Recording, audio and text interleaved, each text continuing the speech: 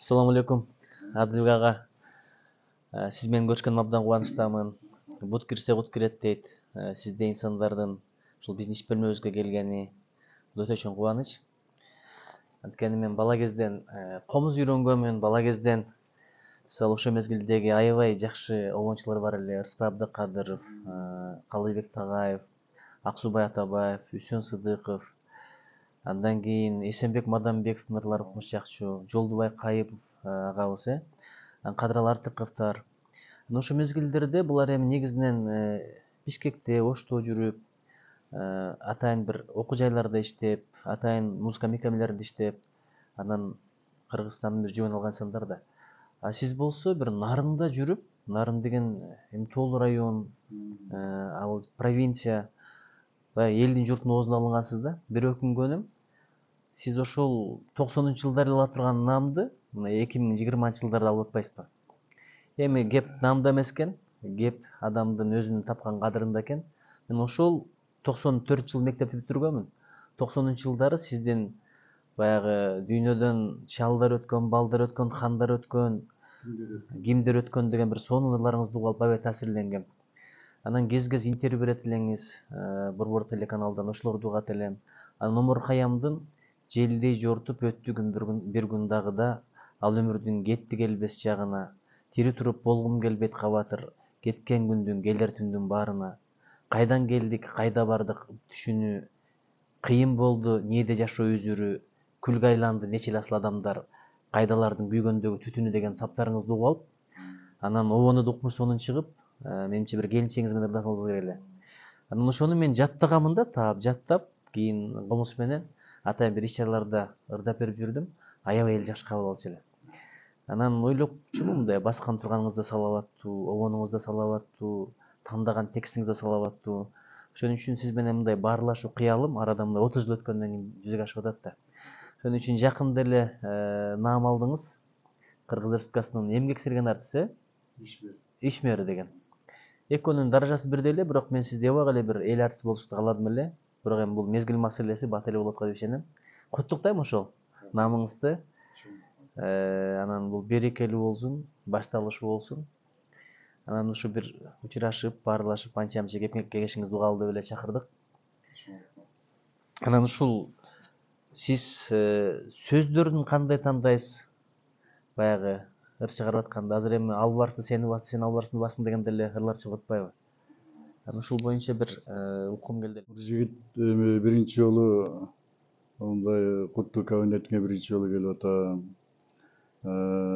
Ушу иштеген ордуң кут болсун. Эл сыйлап, элдин ошол үмүтүн актайт деп атайын, ошол депутат кылып сени шайлаган. Сен дагы баягы министерствого келгенден баштап мен уже сенин сүйлөгөндөрүңдү, баскан турганды, адам деген бир көргөндө эле мындай акыл эстүү адамдар көп нерсени сезип билесиң да ошондо. Ушундай сезип билип келечекте Кыргыздын бир чыгаан уулдарынан болот экен деп мен ойлоп койдум элечи. Өзүң айткандай талдырушул экен, канча жылдан бери баягы мындай телевизордон же мындай тааныш болсо азыр мындай чогулуп кечээден бери ушундай баарлашып атабыз. Жакшы бул. Баягы мунун баары Кудайдын буйругу деп айтып коет экен. Сен билбейт экенсиң, анан кээде ушундай жолугушуу жакшы адамдар менен жолугушуп турган жакшы экен. Рахмат. Эми биз Союздун тарбиясын алган, Союздун убагында мен баш аягы бир 40 жылдай иштедим театрда. Ошо театрда иштеп, ошол жерден агарып көрүп, ошол жерден эл журтка таанылып, элдин арасында ушундай кадыр убакытта жүрдүк. Ал себеби эмнеде? Мен же боюм узун, красавчик экен деп мен андай жагын карабайт да. Адам деген ошо бир чыгарманын артынан түштүңбү, ошондон же элге таанылгыла бол. Анан бизде деле театрда бар ушундай орто заар болуп жүрүп эле адам ыйлап киришет. Мен 45 жыл иштедим, 43 жыл иштедим, 42 жыл иштедим. Эң кичи эчтеке ала элекмин дегендей. Анан мен ушу канча жыл иштедим, 30 жылдан ашык иштедим деп бир министерствого келип, ой мага эмне үчүн могуну бербейсиңер деп ушул босогосун астап кирген киши эмесмин мен. себеби мени ушул элдер ошого жеткирип койгон да. Мен ушул чыгарманы чыгарганда сайыз убагында деле мындай элге жакпаган нерселер көп болчу. Анда деле жаштардын арасында, чоң мындай адамдардын арасында деле ичкиликке берилгендер көбөйдү. Ичкилик ичкендер көп болчу. Клубтарга барып оюн койсоң, артта ыжылдап мавстар кыйкырып курса мен жүрөгүм ооруч эле кадимки. Неже чын ушундай кыргыздар ушинтип бузулуп баратабызбы деп араканап. Анан ошол себептен мени көп ойлор басты. Анан кийин жанагы дүйнөдөн кимдер өткөн деген текстин өзүм жазып, ошо анча мынча болсо да ушу балдарга угуп бир ошого таасирленип, эртең соолукканда ойлоноор экен, бир жакшы жакка кетер экен деп, тарбиялык мааниси болсо экен деп, ошентип анан толгонуп отуруп анан ошол кимдер өткөндү чыгардым эле. Ошолорун элдин арасында аябай жакшы өттү.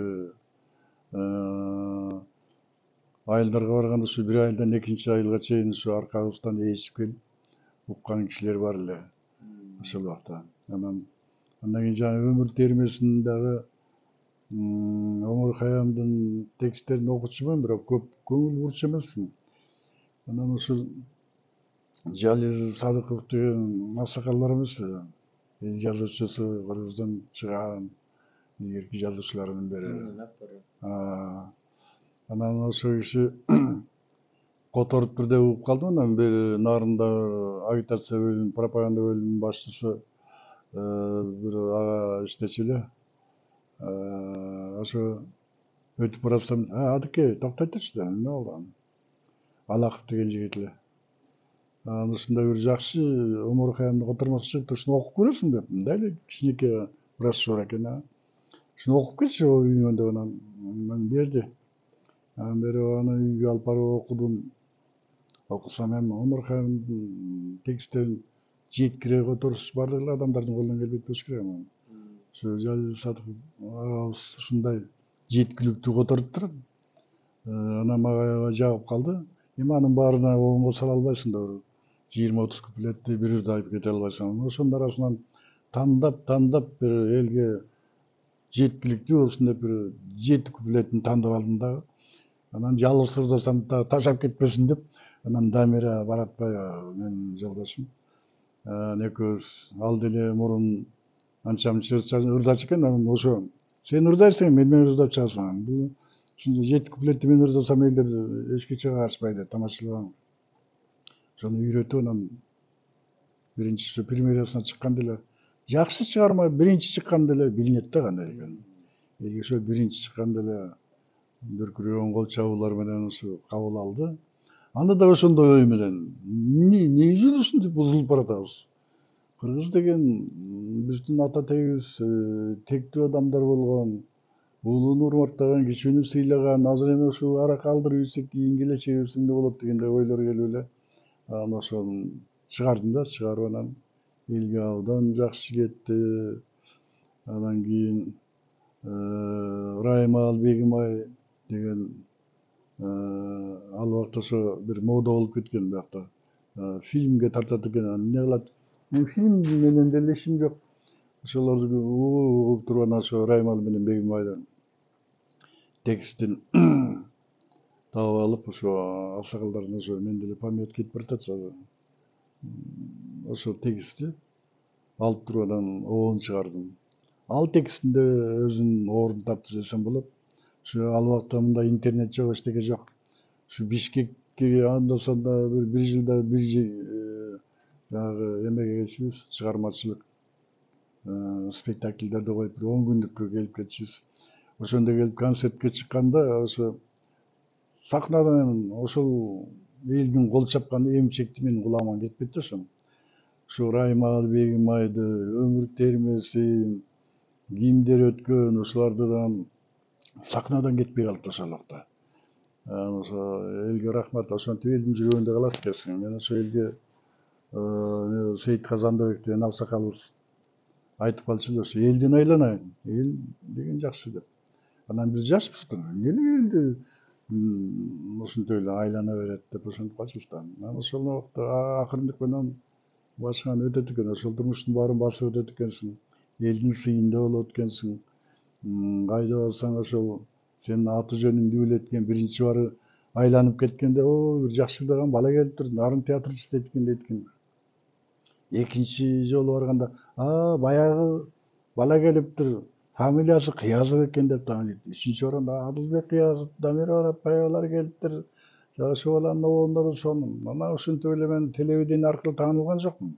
Ар бир айылда ал убакта биз бир жылдын ичинде 7 ай командировка өтүшөбүз. Командировка почти ар бир айылдын клубуна, керек болсо үйлөрүнө ал убакта коноктошчу артисттерди. Ошол жерде азыр компьютер менен жазып атпайсызбы? Мен ошончо тексттердин баары узун чыгарып жүрдүм да. Анан кыскараагы 7 куплет, жанагы кимдер өткөн деген 16 куплет болчу. Анан мен ошон атайын келишет, ошо клубтан беришип кетип жаздырып кетишет да. Мен ошону жок деп ошондо отказ кылбай ошо отуруп элдер тамак ичип атканда мен ошол жерде кагаз менен ошо текстти жасап отурушум. Ошондой жакшы нерселер болду. Анан ошентип кийин өзүм 27 жашыма чейин иштедим да, анан кийин ичкиликти дагы бул алам деген ар бир адамдын өзүнүн бир колдоочусу, жөлөөчүсү бар экен. Менин ата тегимде ушундай бар экен. Кийин ошо билбей ошого чейин ичип жүрүптүрмүн. Ошол кыйналчу экен. Ошондой түш сыяктуу болуп кирип, анан ошо акыры ошол нерсе мага бир аян берди да, ташта деп. Көлгө чейин алып барды, тияка барды, анын баары өзүнчө бир кинодой.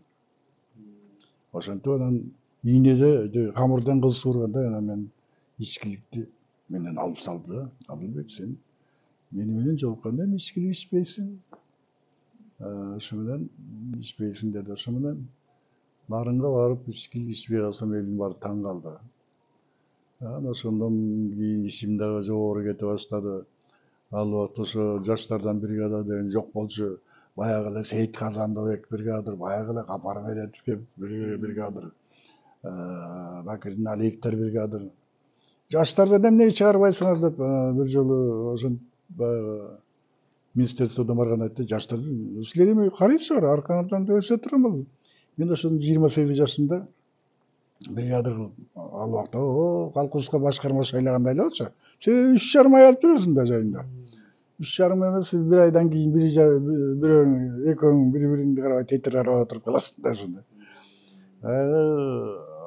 Командировка чыгышат театрда кимдин ким экени билинбейт. Баарыбыз чачтысылар шымды түтөп кычырап барабыз. Анан мындай чыккандан кийин анан баягы эшек секирмейлерибиз башталат да анан. Ошонун баарын анан көтөрүп 3,5 ай ар биринин өзүнө жараша мамиле жасап. Ошентип анан Кудайга шүгүр биринчи жылы барганда эле 3,5 ай бүткөндө дагы бир жума жөрө туралычы дейт. Анан ичимен ойлоп калдым, жакшы бригада болдук деп.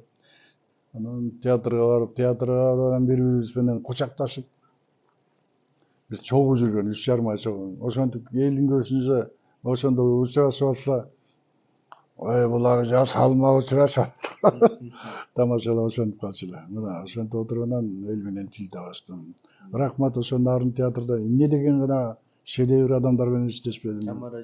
Тамара Жумакаева, Капар Медетбеков, Сейит Казандыбеков, Койсун Карасартова, Сагыйпа Чечейбаева, толтура Дүйшө Сариев, заслуженный артисттер. Ушундай залкар адамдар менен иштедим да. Анан кийин анан Табылдактан күмөндөрлөрдүн баары ошо чогуу жүрдүк. Менин бригадамда да болду, чогуу жүрүштү.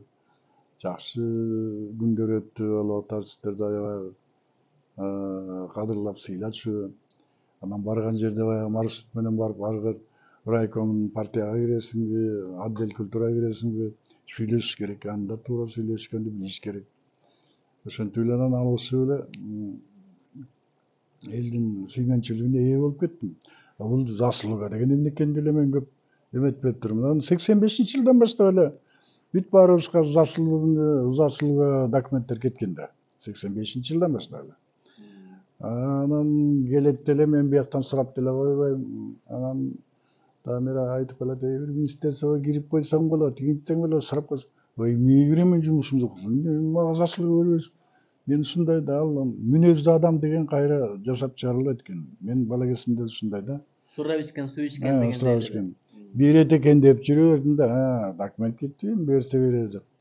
Оказывается, андай эмес экен да. Ошол убакта эле ушундай келип, салам алейкум, алейкум салам деп мындай баарлашып, тааныш бааныштар айтып, антип бүтүп анан аракет кылыш керек экен да.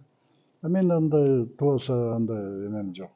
Ошентип жүрөбүдүк, күндөр өттү, жылдар өттү, айлар өттү. Мен өзүмчө эле баягы элдин сыйында жүрүп эле мен как будто элдик артист, эл артист болуп жүрө берип да. Элдин сыйында болсоң башка эчтекенин кереги жок да сезилчү мага. Анан ошентип жүрүп отуруп убакыт өтүп, анан азыр 70-ке чыгып калдым. Ушул убакка чейин анан эчтеке кылбай жүрүп өттүрмүн. Эми элдер айтат, ой, Адылбек сен эл артистин эче кыла алгансың дейт. Эми анан жана кийинки балдарды көрүп алып, зейним кейит. Ала турган деле алып атат, албай турган деле алып атат. Анан ошол да алган балдарды кээде чогулуп калса, нарынга барып калышат. Ошондо моюндарынан ашат. Адылбек байке дүңкүлдөп ата чыгып сахнадан түшпөй турганда, биз сахнанын артында умтип шыкаалап турчу элек деп айтышат. Ошону барга Кудайга шүгүр деп мен ушундай күндөр өтөт экен, өмүр деген өтөт экен, ордуна турбайт экен. Кудайга шүгүр, андан бери көп чыгармаларым бир 200дөн ашып калды. Анан азыр деген менин заманында демократия, акча менен баары жүрөт экен. Анан жакшы обондорду чыгарып койсоң деле, аны аранжировка жасаш керек экен, антыш керек, мынтыш керек. Мен 200дөн ашык обондум бар, жакшылар бар арасында. Бирок бир 20га жакын элдер ырдап жүрөт, элдин арасында. Кудайга шүгүр, Адылбек Язов деген атым бар, затым бар дегендей. Ошого ыраазы болуп, элге мен ушу биринчи жолу жанагы заслугный деятель деген албадымбы, эмгек сиңирген ишмер дегенде. Ошондо Оштон, Көлдөн, тияктан, Кыргызстандан мага деп эле жаадырып жатышты да. Анан ошондо эле бирөөлөр күнөөлөп атат да, мүмкүн күнөөлөр туура. Эмне үчүн эл артистин бербейсиңер? Эми ара берип атасыңар, эмне деген суу сагып жагабыз. Анан эми тагдыр деген ошол экен, буйруган ооба болот экен ар нерсенин. Мен ошол ушунусуна дагы Кудайга шүгүр.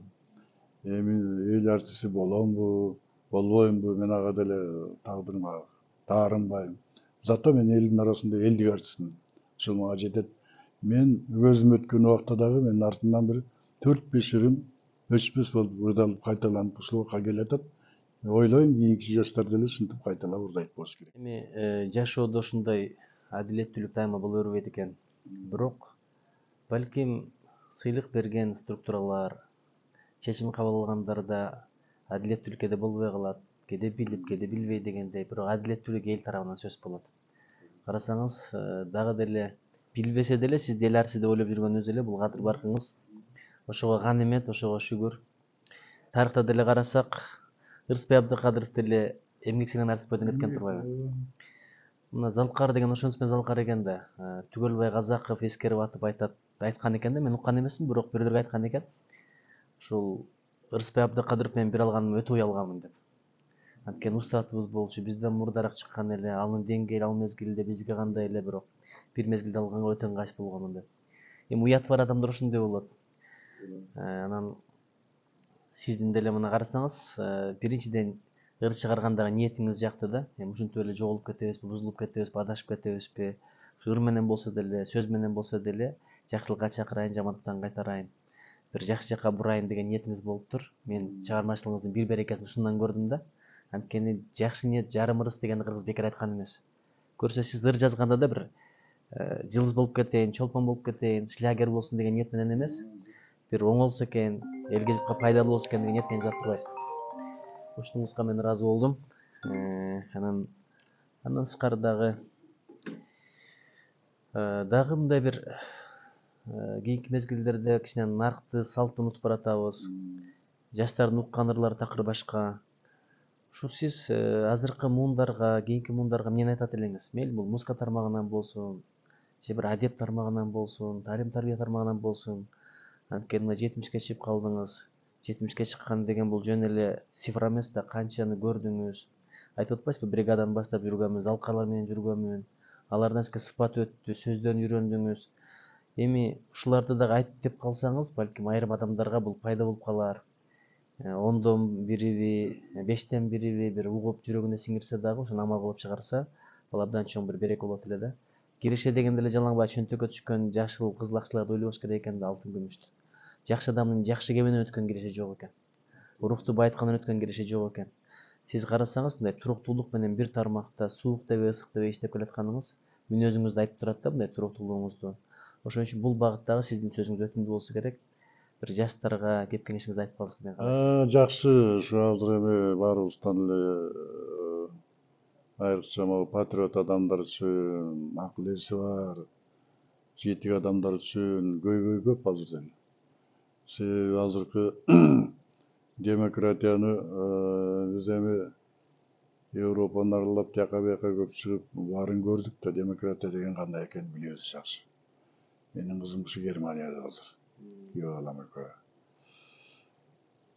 Эми демократияны бизге эрте берип койду да.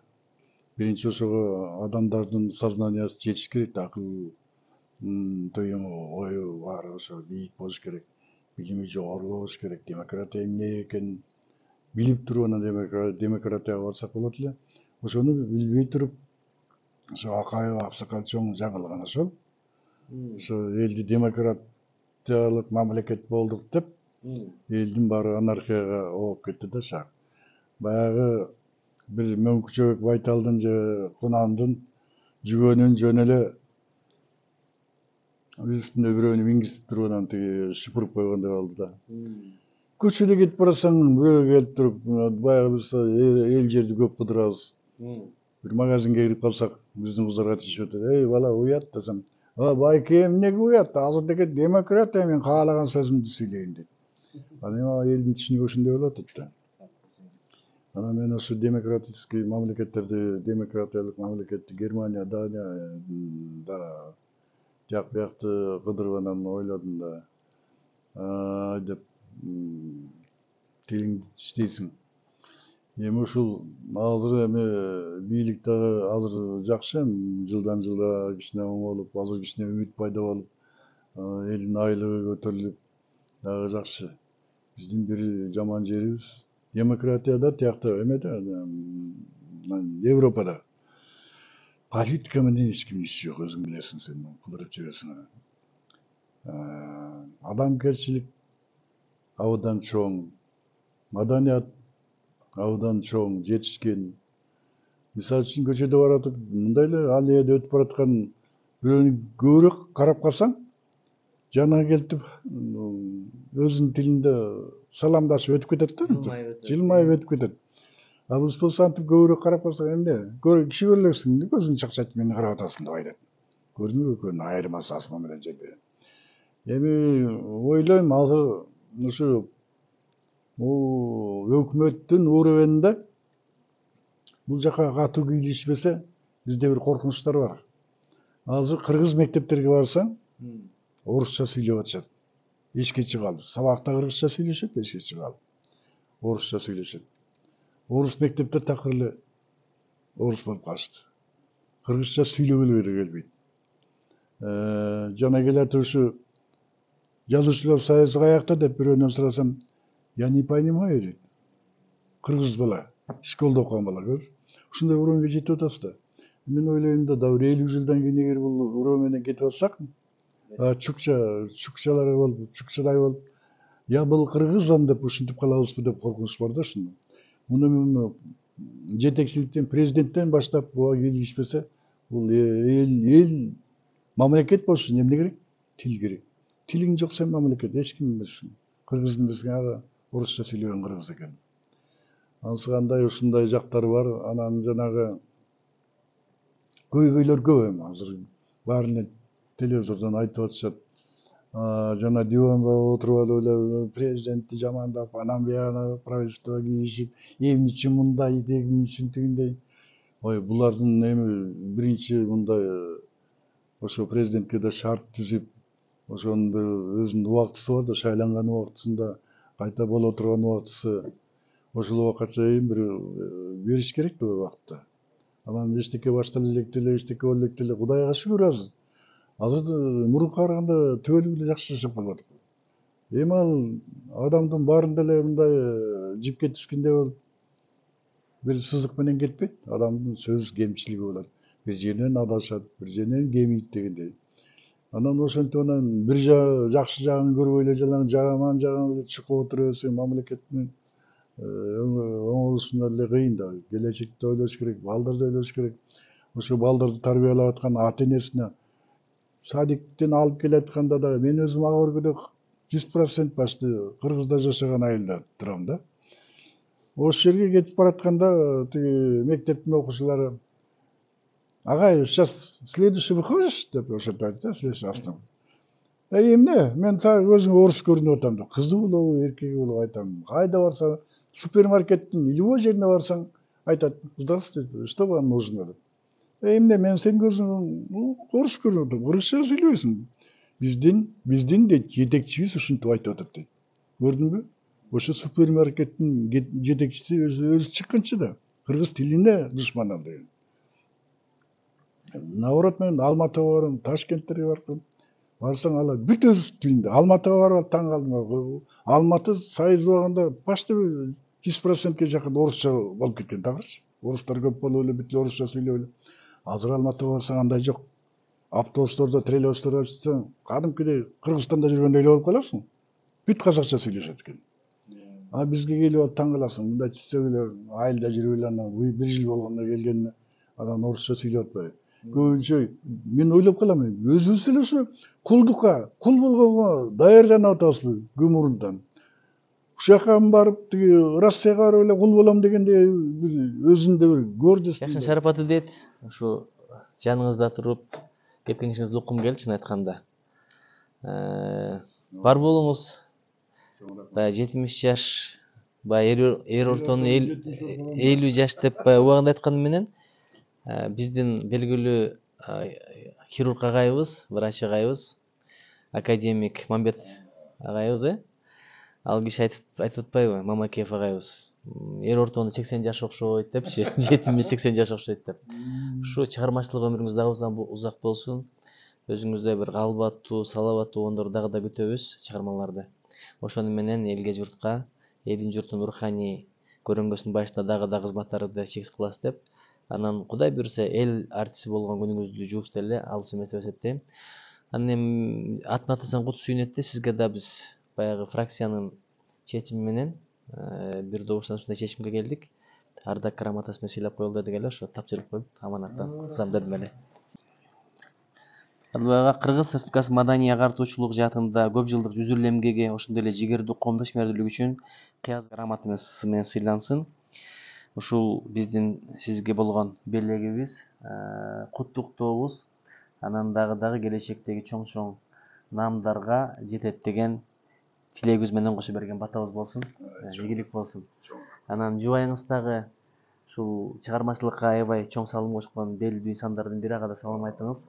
Анда баарлашып, өткөн залкар инсандар жөнүндө дагы өзүңүздөн угабыз деп ишенем. Амдабеков жөнүндө, Жумалиев жөнүндө, Жумакаева жөнүндө айтор, сизди бир энциклопедия катары билем. Рахмат.